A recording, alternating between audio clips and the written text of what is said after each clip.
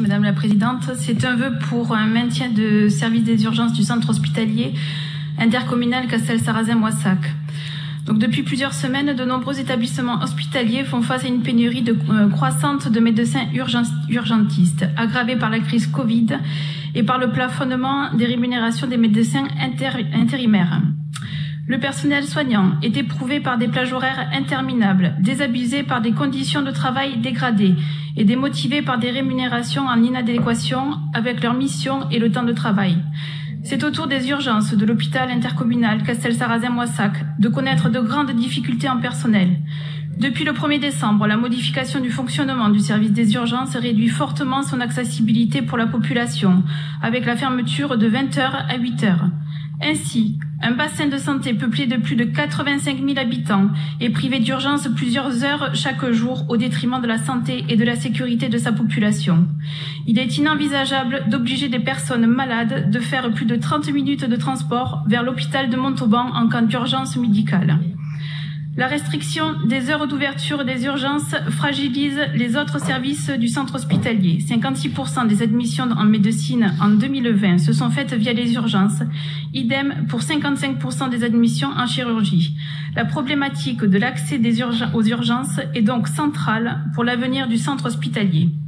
Les annonces gouvernementales à travers le médiatique Ségur de la santé ne sauraient passer sous silence ce méthodique démantèlement des hôpitaux, véritable scandale sanitaire d'État. En effet, l'injection promise de centaines de millions d'euros sur la prochaine décennie pour la rénovation des hôpitaux ne serait qu'un effet d'annonce politicienne si le gouvernement ne parvenait pas à pallier la carence en médecins dans les meilleurs délais. L'effort annoncé le 30 novembre dernier pour mobiliser des aides de la région afin de moderniser le service des urgences de cet hôpital resterait lui-même vain. L'avenir immédiat des urgences du centre hospitalier n'a fait l'objet d'aucune communication de la part de l'ARS aux élus. Ce silence méprisant des autorités sanitaires démontre la volonté de l'État d'imposer sans débat l'austérité aux communes du territoire et la fermeture de services publics vitaux.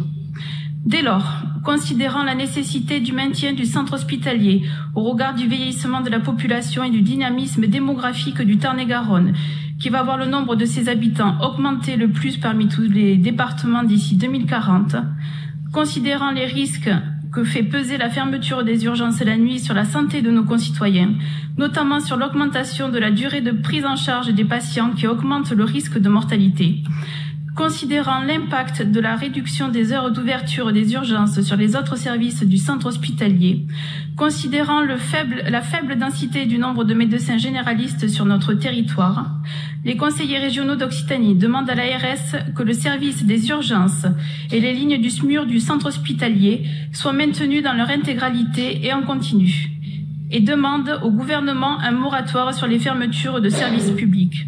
Enfin, nous demandons au gouvernement des moyens financiers suffisants pour revaloriser les conditions de travail du personnel soignant et recruter des médecins urgentistes.